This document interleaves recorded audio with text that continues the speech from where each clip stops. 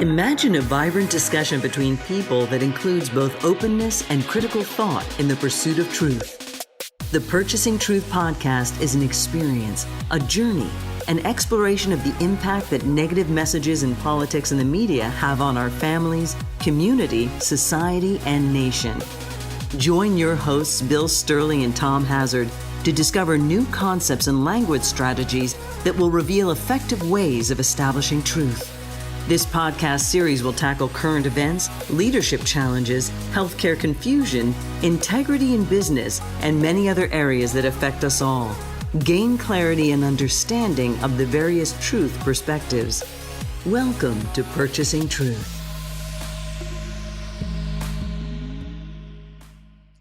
Hi, welcome to the Purchasing Truth podcast. I'm Bill Stierle. And I'm Tom Hazard. And today we're going to be talking about the problems with perspective and why a person's viewpoint has so much value to it, but it also influences truth. It's pretty interesting. Yeah, well, I think it's very interesting, especially in the context of what's been happening in our society, especially in our politics, since about 2015. Don't you think, Bill? Yeah, I think one of the biggest challenges is that as soon as we start talking about the relationship we have as human beings with the word truth, we start to see that there's some really important language distinctions that we actually need to make when we're talking about what truth is, where in the past there was very much a leaning towards, well, if you're saying truth, at least you're advocating for some form or some version of what a fact might be. And really since 2015, and I remember, Tom, the first time, or thereabouts when the term fake news started becoming popular, then what happens is it's like, well, what's the difference between true news and fake news? And how do we have an honest discussion about which one's which? And it seems that, fake news, it's one of those things that can sort of make my blood boil at times when somebody just labels something fake news. It's like, well, they throw it around so easily. And then it seems now so many people believe it, even if it's true news. Yeah. The challenge that we're now into is to really, how do you have a safe conversation about versions of truth, what a person's viewpoint or opinion is, and where that is on the scale of truth. And a big part of these podcasts and this podcast of Purchasing Truth is to really get a sense of how can we move forward? How can we discuss things in a safe way and say, well, this is the truth that I'm advocating for, but I'm willing and open to see what truth you're working on over there. And that is a very different narrative, because that's the way out versus an advocacy. I'm trying to score points. Instead, I'm going to just be stable about it and have a good discussion about truth. Bill, I am one of those people that have always thought that truth was absolute. I thought, hey, something's either true or it isn't. But it's really not that way, is it? No, not really. I mean, the truth does change, it does evolve. We do research, we do find out new things all the time, and the line for truth moves. The only challenge with that particular reality is that what was true for somebody 10, 15, 20 years ago is not very true today, and not necessarily what the person's experience is. They might have formulated a completely different set of truths or beliefs, and they have a range of different ways that they're mixing truth together with fact and then things that are beliefs. And it really gets wiggly very quickly. That's in some ways eye-opening. In some ways it's disappointing, but I guess it is reality. I mean, when I heard somebody say truth isn't truth, I just was like, oh my gosh, you got to be kidding me. But I guess maybe that is true. Yeah, the truth is not truth necessarily. There's a thing called a truth perspective in which we're going to actually look at what is the truth perspective? What is your viewpoint of truth? And then we really see if that is it that the whole thing is good or the whole thing is bad, or are you just really talking about a small little, fly on an apple pie right now? Are you just focusing on that fly landed on the corner of the apple pie, therefore I'm not going to believe the whole apple pie? This whole belief structure is going to go in alignment with that, and then that gets really unsettling really quick, because people just think differently. Unless maybe I didn't see the fly on the apple pie, and then my truth is the apple pie is just fine. It's just fine. It wasn't that big of a deal. I shooed it away. That was a small little thought thing I had. Hmm. I didn't really do that thing because it was small. It was minuscule. It didn't mean anything. And that's called minimalization. I'm going to take whatever the person said or did and say, yes, that's what it was in the field of time. And yeah, I'm accountable for it. Yet, I'm kind of in big trouble here to try to explain my way out of this. And there is a way out, though. That's the whole part of this podcast. Is there's a way out of this mess that we're in. There's literally a languaging way out, and we're going to start, really getting into what is the languaging way out to have a better discussion between what the thing that's leaning towards the word fake and what is leaning towards the thing called true, and get those things apart from each other. Well, I hope there's a way out, Bill, because I tell you, It doesn't sound like it, but it's there is. been shocking and frustrating and disappointing. I mean, just for myself, speaking for myself personally, Yes. with all the obvious lies that are in our political reality today, Yeah. on more than ever before. I think the number we've seen is something like 10,000 lies that the Yeah, president has that's right. said in his first Yeah. couple years in office here. And Yeah. how do we get through that? And how do we get to a place where, honesty, integrity, means something again? Yeah, they have to move more towards the front of the list versus some of this other language narrative, and you're hearing it more now in media, controlling the narrative, establishing the narrative, pushing. What does the word narrative mean? Oh, it's establishing a story on your version of truth. That's what a narrative. That's what I'm doing. I'm establishing a story. I want to be the first out. I want to get ahead of the news cycle. I want to imprint as many brains as possible so I can occupy that space. And people don't have time. They perceive they don't have time to really listen again and really question and say, that might not be so good there. That is not so good.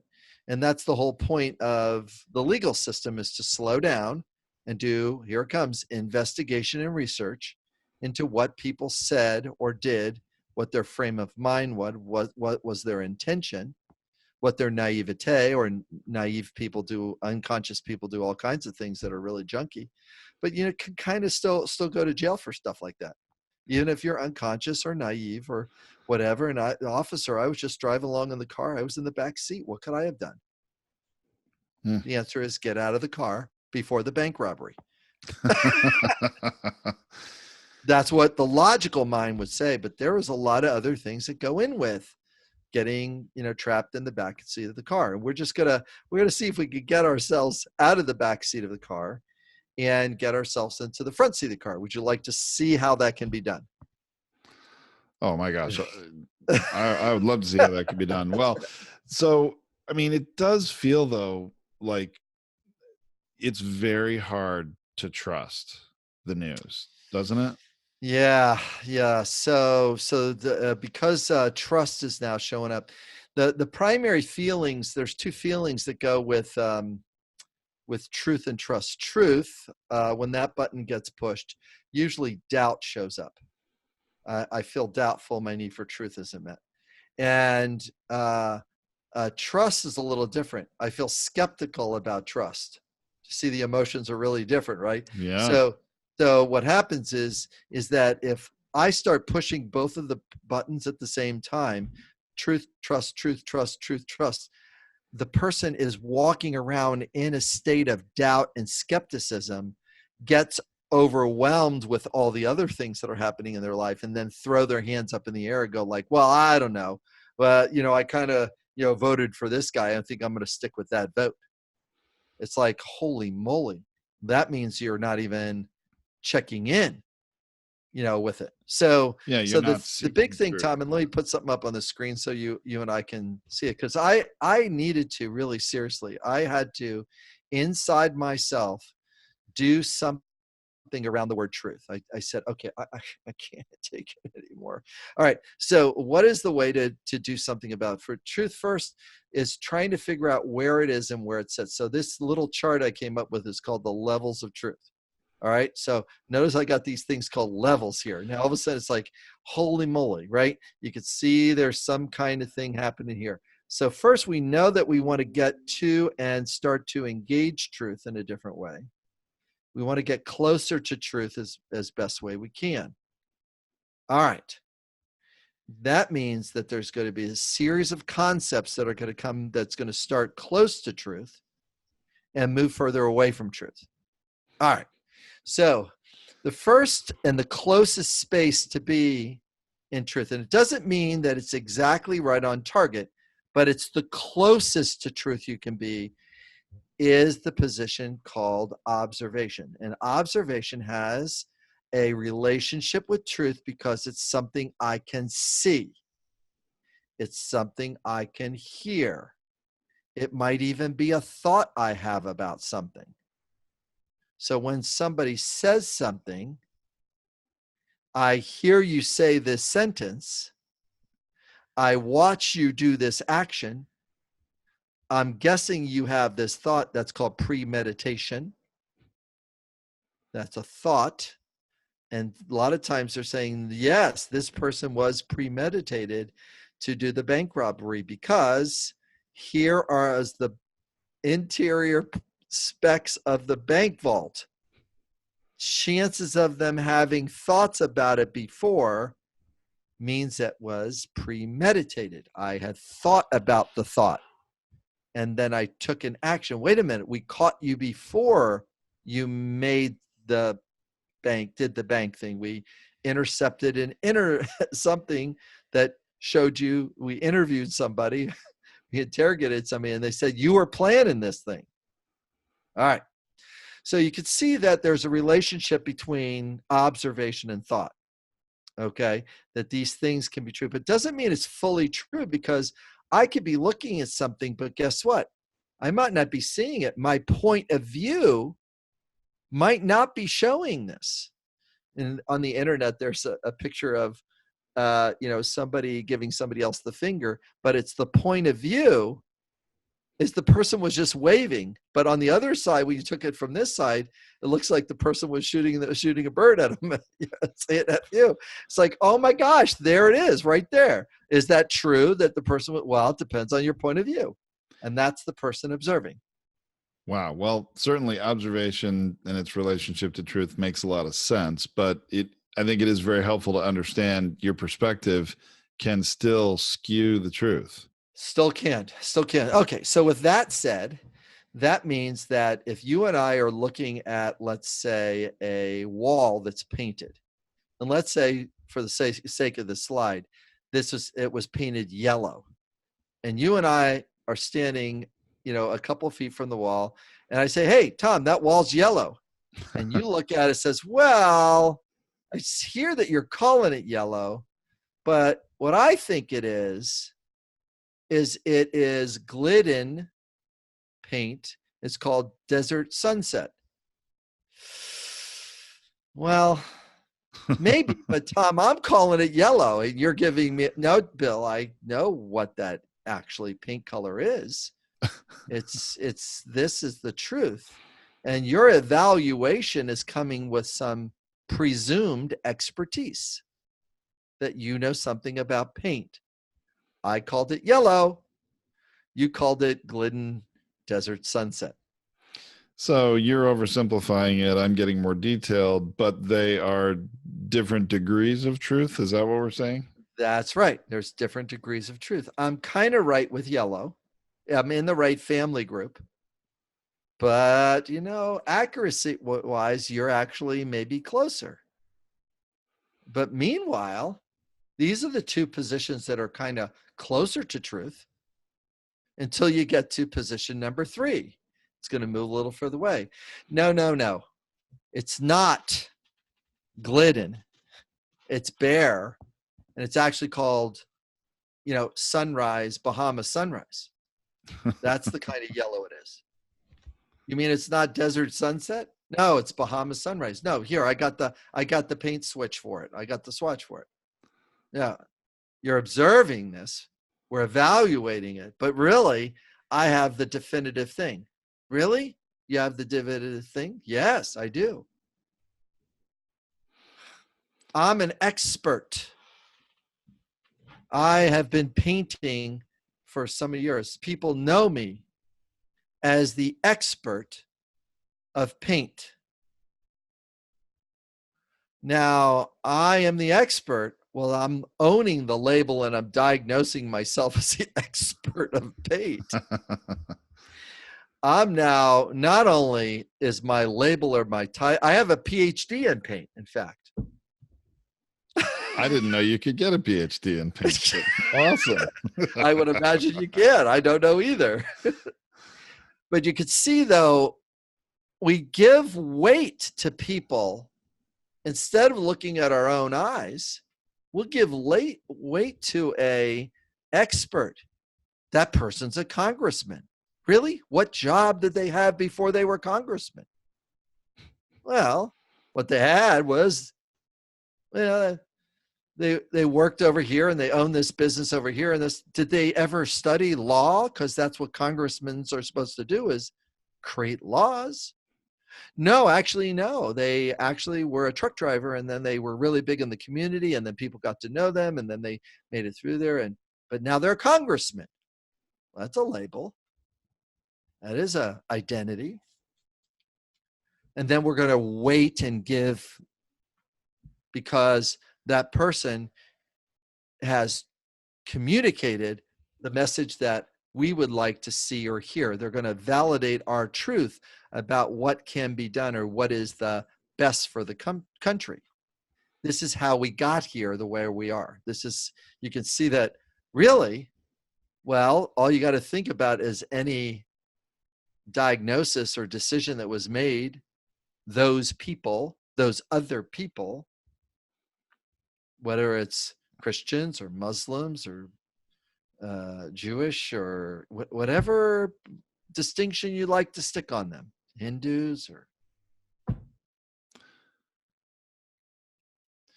Now all of a sudden the label or diagnosis is, well, you know what? They're all different ways to approach truth. And I just happened to go down the truth regarding religion. Now the truth regarding politics is, well, they're Democrats. No, they're Republicans. Well, what does that mean? Well, they're independent. What does that mean? You can see the truth is not really fully cooked now. We're sort of 4 steps away from the truth. Well, where do you stand on healthcare? Well, as soon as you step in that position, everybody else gets to take a shot at you.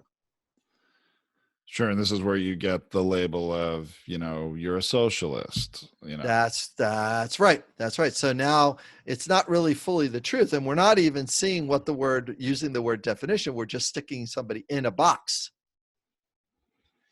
Things are not going well for us, as you may notice, especially when we go, you know what? The way you're thinking isn't really right, and my way is right, and you should know better.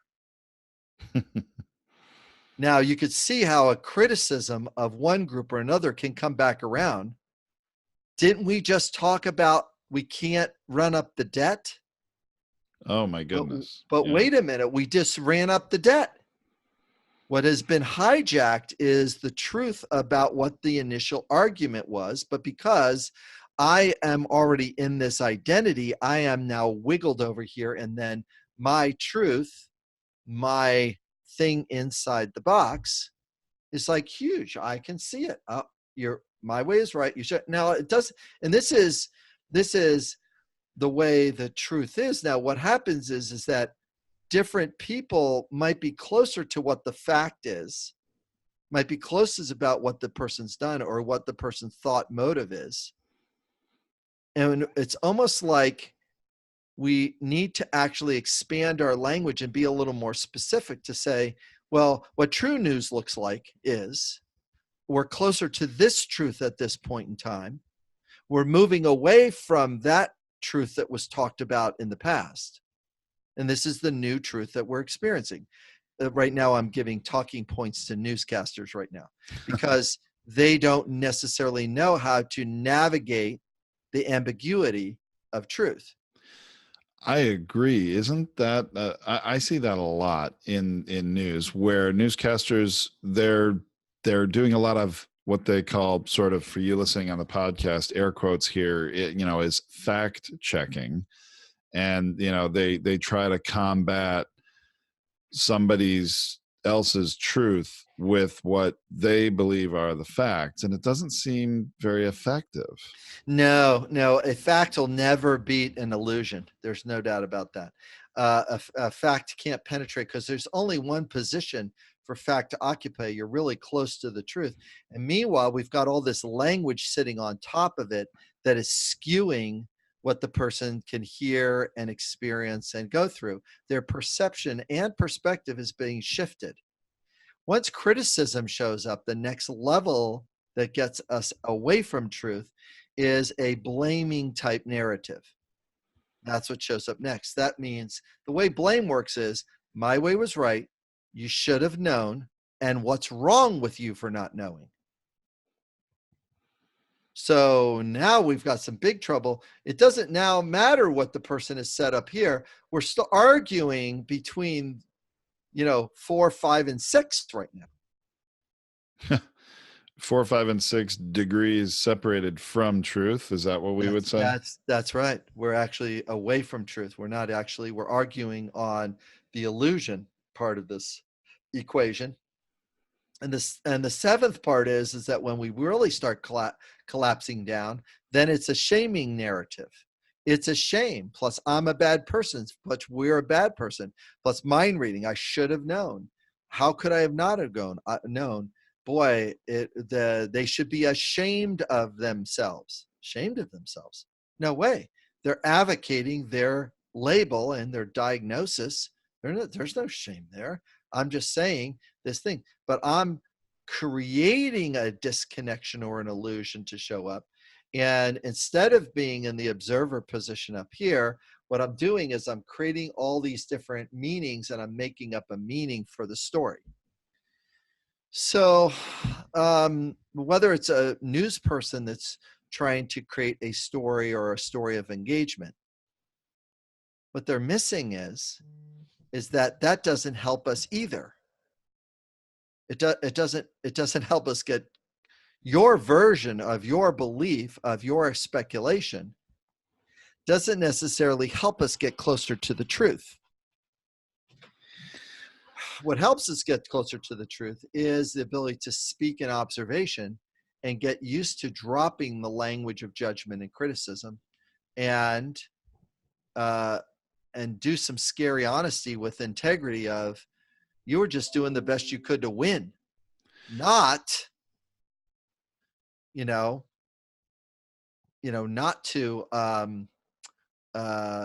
not to really talk about what this focus is. Well, this seems to be really, it's unfortunately become the new normal, hasn't it? Because we hear on a daily basis from the White House, this blame and shame game, or criticism and shame. I think a lot of, oh, that's a disgrace what that person said, or that person's a disgrace. And oftentimes months ago, when they were in the president's favor, they were, the one of the best people, right? And no, what they've done is now a disgrace. I mean, we seem to be so far from the truth, yeah, in so many ways, that one of the things I struggle with, Bill, is what do I tell my children who are seeing these things in the news? We raise them to be honest and truthful people, or we coach them that that is what you should be. And yet here we have full-grown adults that are in the forefront of our society clearly lying or getting farther away from the truth. Right. They are. How do Yeah. I struggle with this? Yeah.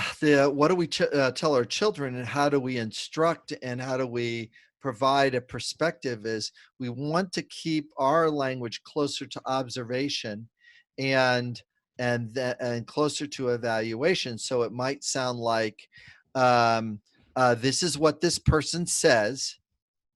I feel doubtful. It doesn't meet my need for truth. What my truth is this. And there's still people that believe some of that truth, but most of the people are on this level of truth. We're trying to teach our children perception and perspective. What are you perceiving observation wise, and what's your perspective? What is the meaning that you're making out of it? And then we give them both message. So for example, if something on the news, or one of the politicians, or even the president says something, I might say this: yeah, I feel irritated. It doesn't meet my need for kindness to talk to about somebody like that. It doesn't meet my need for respect or mutual respect. They're saying that. That's what I'm talking to my kid about, is that I'm owning that this person crossed the line on one of a high value that I value in my family and a value inside myself. It doesn't meet the need for respect for the country when. It doesn't meet the need for financial security when. It doesn't meet the need for fairness when. This type of narrative is centered around an observational style versus of who's right. Because, yeah, there's all kinds of different ways to spend money, but it doesn't mean it's the best way. And it doesn't mean it's the way that we can't take from where we are to where we need to go. And then it works better. Yeah, but it seems like we're off the rails right now in the United Yeah. States, aren't Yeah. we? I mean, Yeah. Off the rails is a great label and diagnosis. I appreciate it. And you're correct. The level of criticism and blame and shame is very, very high. And we're just trying to drag it back to a right or wrong. And what happens is that the different people, all you got to do is listen to testimonial and stuff like that. You'll hear people criticize an unrelated topic just to stay away from the right wrong narrative. You see how that works? I'll criticize something that's tangential or something that has happened in the past, and I'll try to go back to that well to reinvigorate that old pain. Meanwhile, it was the thing they're arguing about is 3 years ago, 5 years ago, 7 years ago. They're down here. yeah, well, they're also, aren't they trying to distract or misdirect from something that maybe they are pretty far from the truth on? Yeah, they're trying to cloud. They're trying to, and some of it's purposeful, and most of it is, this is what got me here, and this is what brought me to the dance, and I'm not going to let go of what brought me to the dance. My strategy of labeling my opponents and then criticizing them from that label. See, if you stick a label on somebody and then you criticize them for the label, well, that's going to give you a lot of power, because anybody that's listening to that sees that person that I just labeled as the ones to blame. Yeah, now I've got a target. Well, and you've now planted this idea in everybody's mind, and they can't think or see anything else. That's correct. That's right. They can't think or see anything else. They can't see that, oh, this is the label, this is the criticism, this is who I'm to blame. Instead of finding out the motive about why somebody would call something about that. So if somebody would call me a name, I'm going to go to observation. would you be willing to tell me what I said or did for you to call me that label that you just did? Uh-oh. That definitely turns it around, doesn't It it? turns it around because now I'm power with their derogatory label, and I'm dragging their butt with compassion, dragging their butt all the way back up to the front of the list. It's like, okay, I'm willing to explore the truth that your perspective pushed in my direction, and you're going to push it in my direction. Wonderful. Great. Let's go ahead and take this out for a spin. And please tell me what I said or did. I don't know. You're just. Really? So you have a thought that I am just.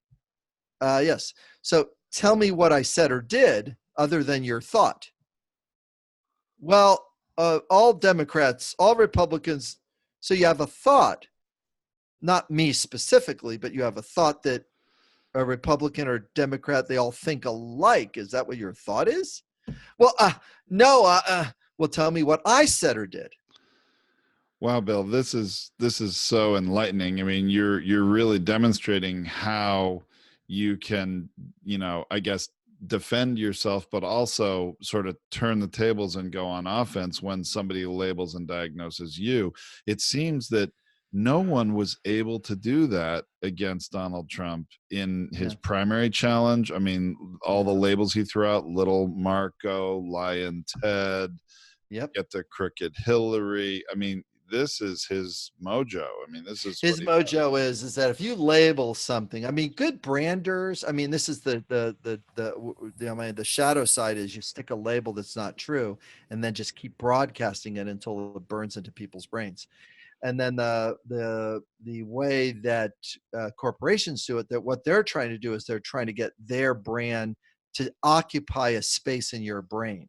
They're trying to literally paste it on. So when you think of cereal, you think what? Go. Cereal? Yep. When I think of cereal, I think of milk and vitamins, and I guess, I don't know. What am I missing here? What type would you like? Oh, probably Cheerios. Or there you go. So Cheerios wins the branding war in Tom's brain. So if it's the reason, see how weird this is? How about gasoline? What gasoline do you? I think of Costco, but that's Costco. Good. That brand. No. Yeah. That brand has occupy. Yes, gasoline, because you have that value consciousness and you fill up your tanks there for 10, 20, 30 cents less a gallon than everybody else pays. Actually, here in California, it's been like 50 cents less a gallon lately. So yeah. I had no idea. And now I'm feeling a lot better about my Costco card. Okay. So you can see that all of a sudden the brand occupies. So crooked Hillary occupies as a brand. Meanwhile, she's got this resume and all these different people that she's met in the government. What better resume to run the job than that resume? Now, you could say that there's problems with her as a person and whatever character assassination or her belief structure but that's problematic.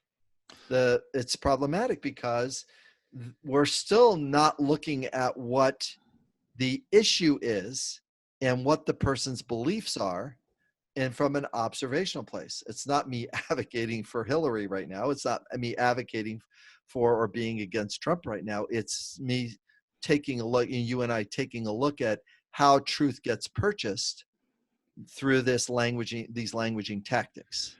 And it seems like no one so far has in the political sphere has been well equipped with the techniques, the language, the knowledge to be able to prevent those labels and diagnoses, blaming and shaming, from hijacking their truth.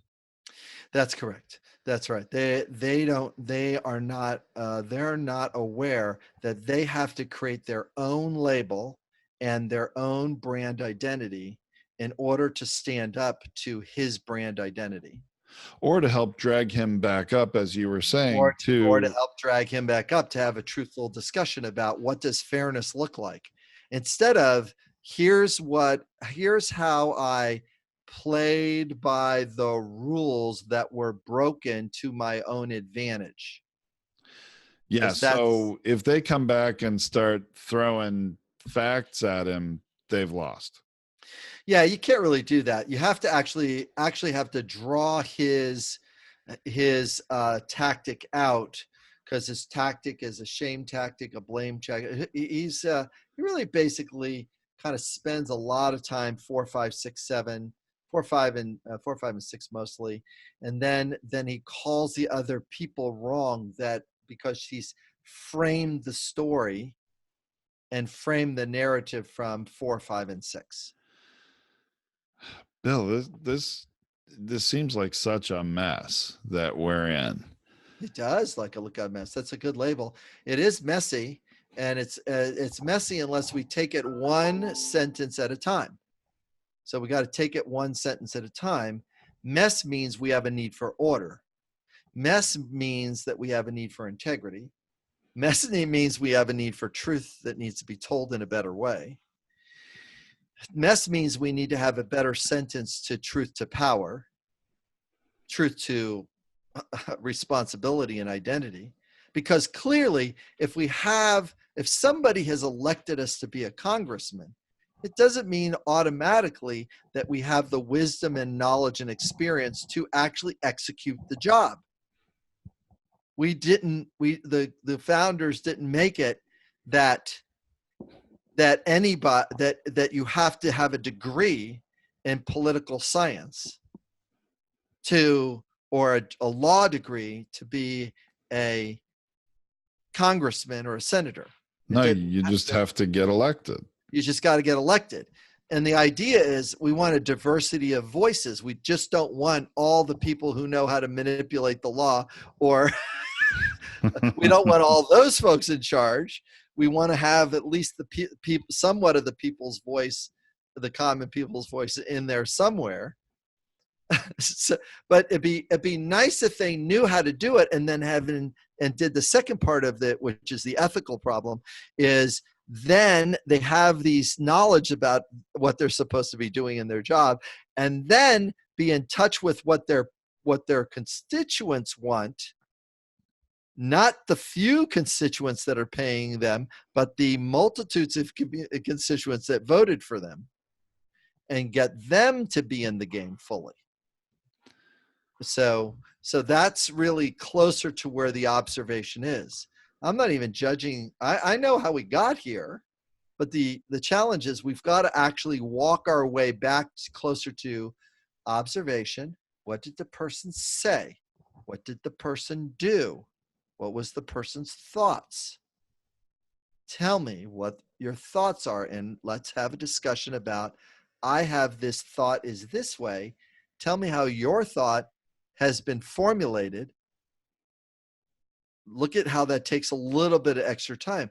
Labels and diagnoses are easy. Just stick a label on a printer and stick it on a coffee cup, and you got it. The label's on there. I know exactly what's in that jar. No, you don't. You just are just reading the label. No, or you can stick it on a red hat too. You could stick the label on a red hat. And if that label is a little easier to say or think about or to believe, are we going to be an inclusive nation, or are we going to make America great again by separating each other and call one group bad and wrong and the other person right? Is that what we're doing? Is that what we're doing next? Because it's a little more second world, a little more third world country-ish than first world country. First world is, let's get in an honest discussion about what is a best practice. Holy moly, we're not even close to best practice. We're nowhere in the vicinity now. We're blame, shame, criticism land.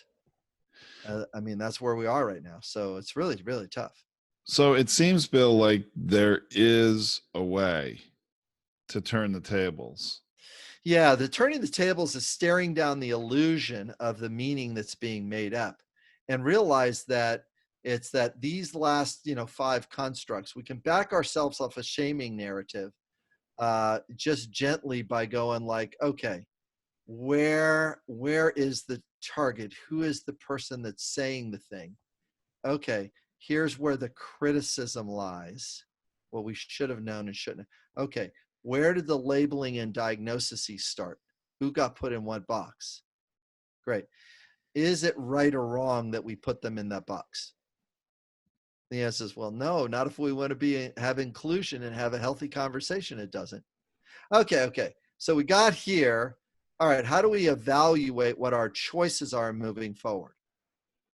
Did you feel your body lift and become more optimistic as I started getting rid of the crap? For sure.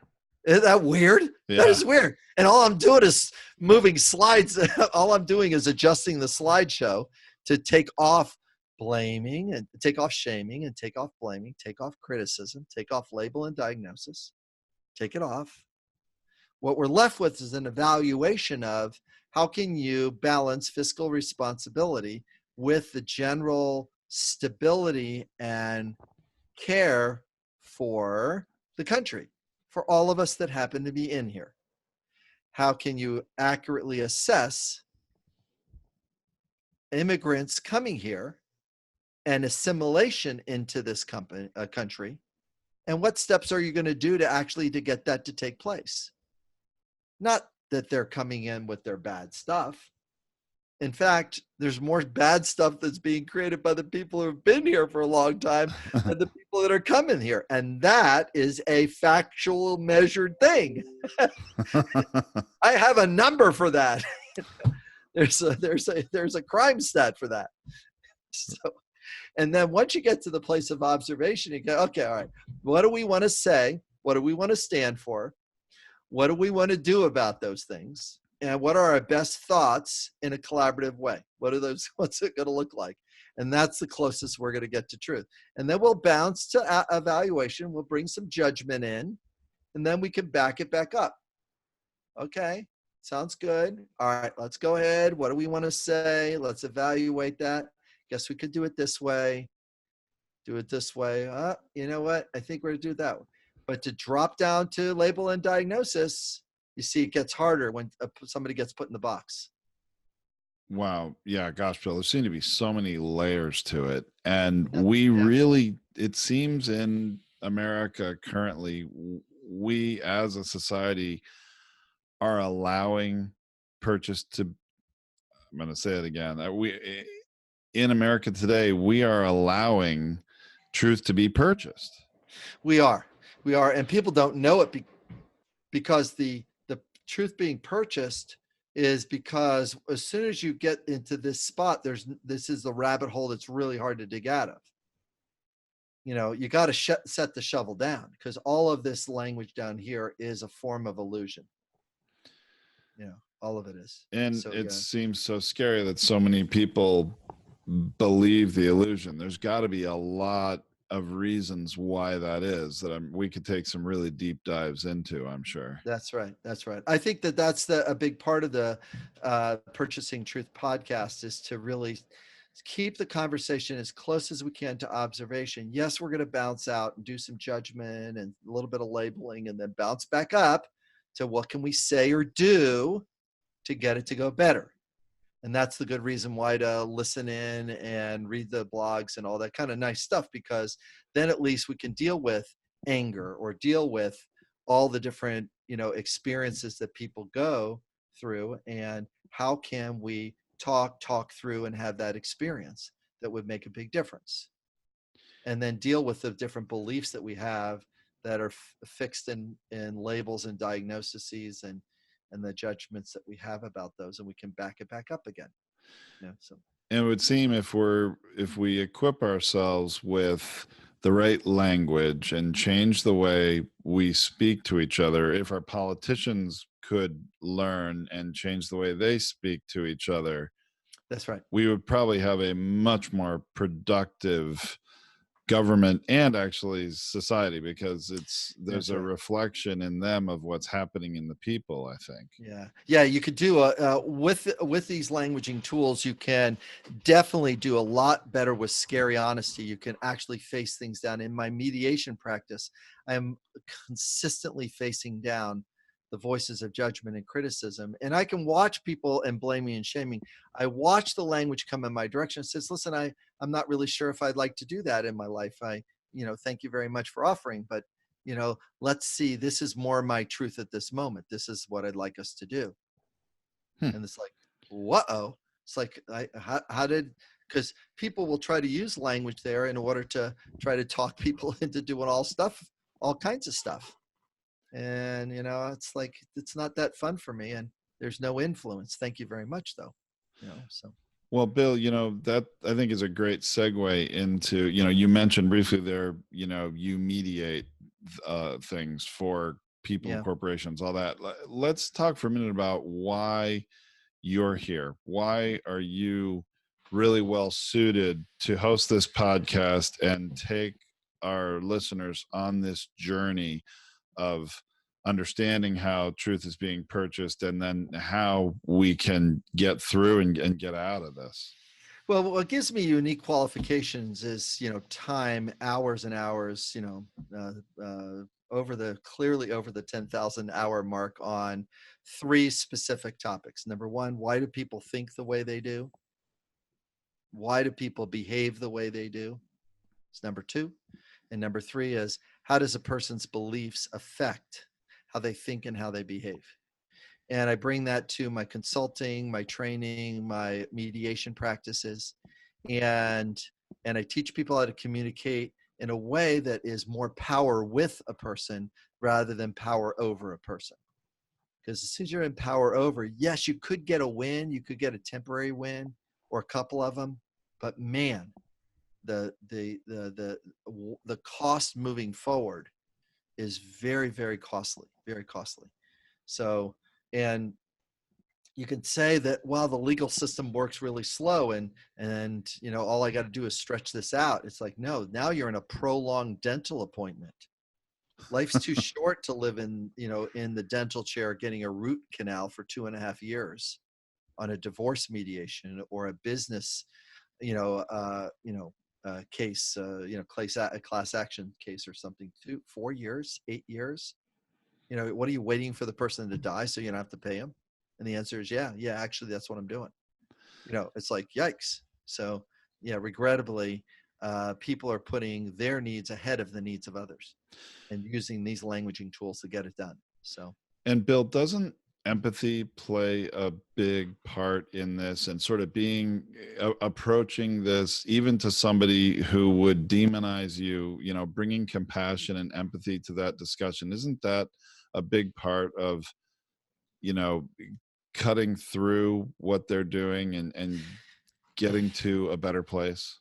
yeah, I appreciate that. Empathy, especially a better definition of empathy is that if I can find out what the need that is driving that person to say or do something, if I can really get a sense or understand the tone or motivation or the feeling that the person is speaking from, then what happens is it's not sympathetic and it's not just me putting rosy colored glasses on. It's actually me connecting and then seeing where they're coming from, even if they're saying something completely opposite of what my belief is, completely opposite of what my truth is. I can still have compassion for the person believing something and being all in on it because this is the way they want to observe the world. Okay. That's the main thing, is that we want to take the facts and get a better sense of that so it goes forward. So, yeah. So what do you hope that the listeners will get from listening to this podcast on a regular basis? Well, the main thing is for not to let anybody purchase truth from you, not to let anybody saturate their perception and their perspective at your expense. Because then all of a sudden, just like flies on an apple pie, if you put one fly on, that's one thing to shoo off. But if they keep putting their truth and purchasing to believe that this one group is bad and you're not to eat it, you might think, wait a minute, that might not be true. It might not be true at all. It's like, whoa, okay. My perspective, my view has changed or adjusted. My perception, my meaning has changed or adjusted.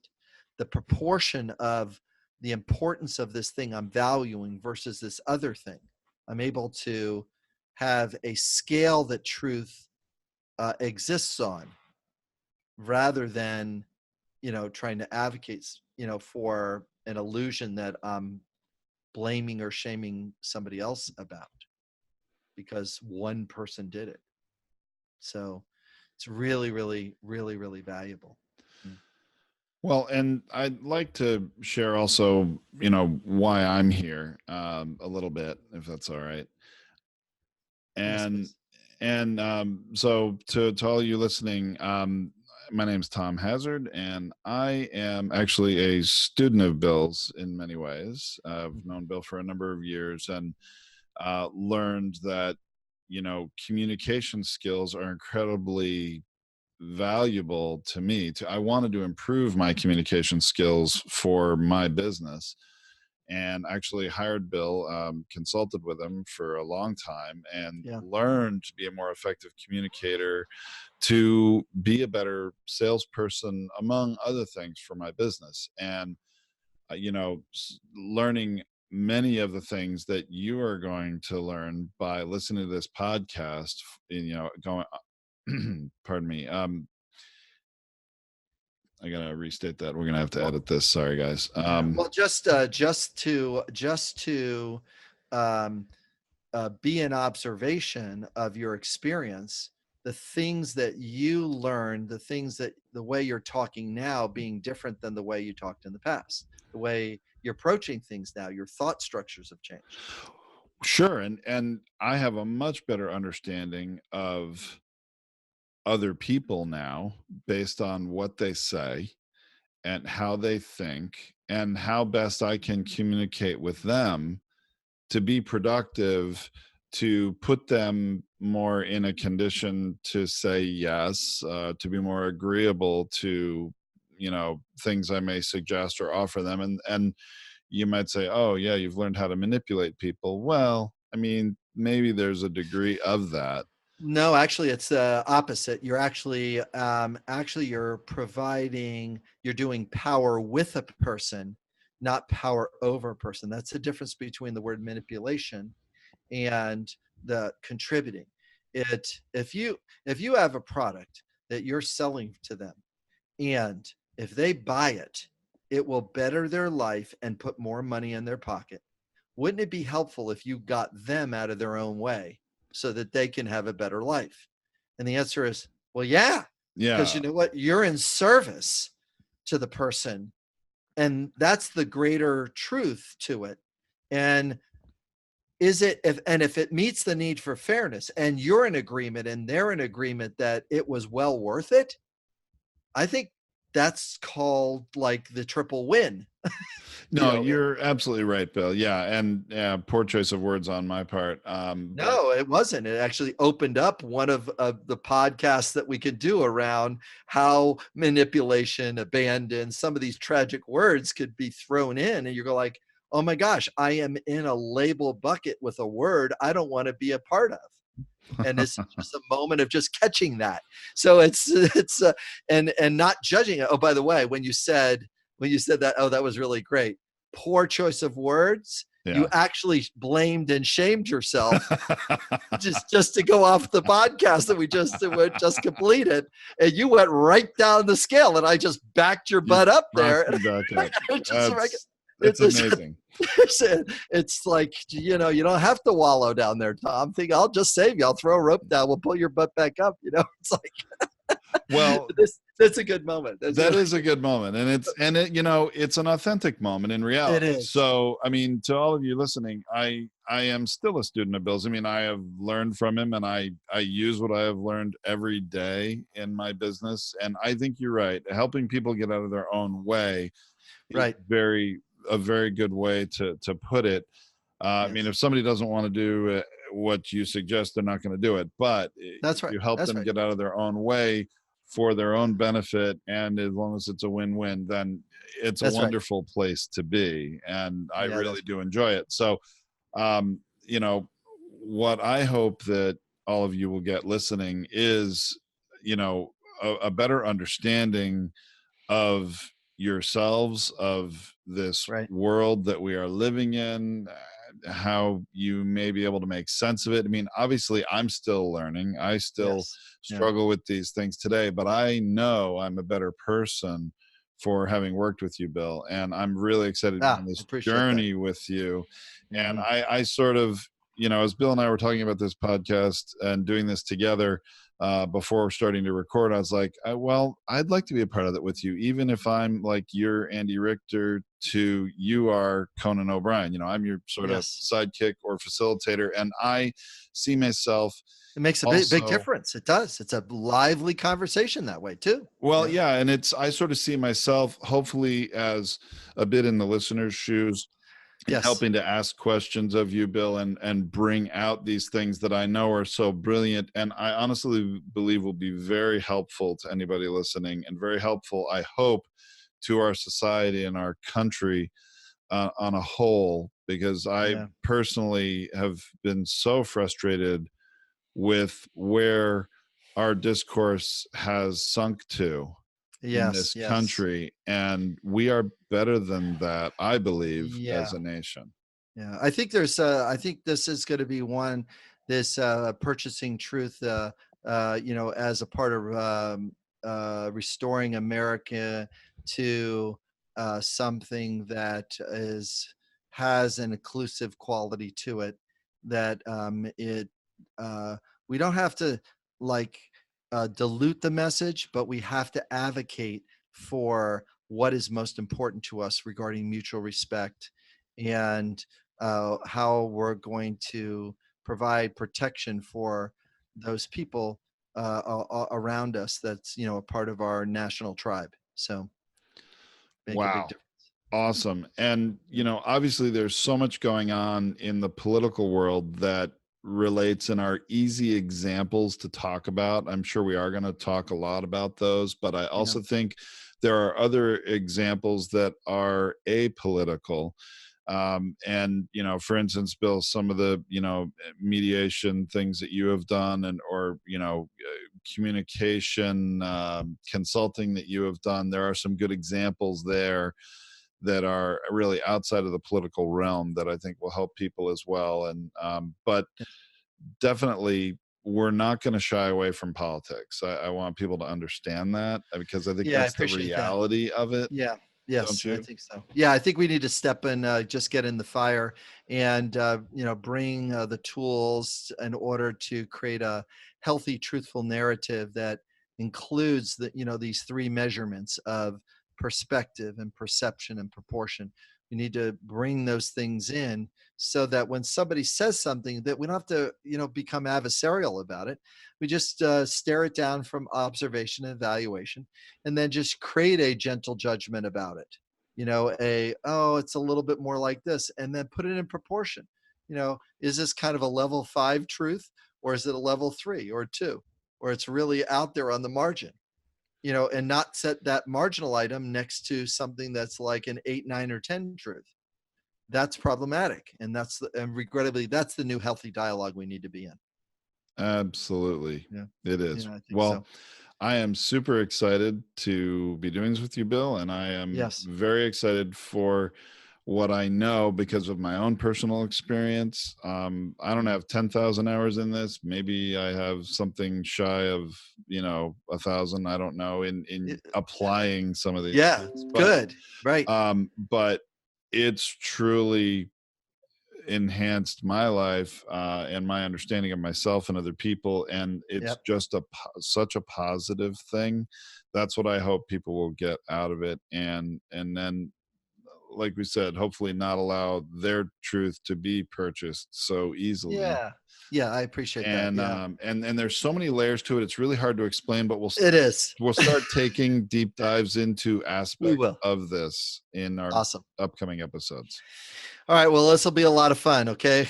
More to come on this journey, and I feel delighted that we're going to be on it, and we'll just take them one at a time, and bring these difficult messages and challenges and conflicts, and put them in front of us and work them. Okay. Wonderful. All right, Bill. Thanks a million, Tom. Thank Appreciate you. it. Yep. All right. More to come. Yep. All right. Bye. Bye.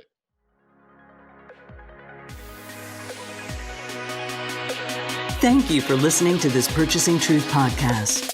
We trust that you have enjoyed this engaging and thought-provoking conversation.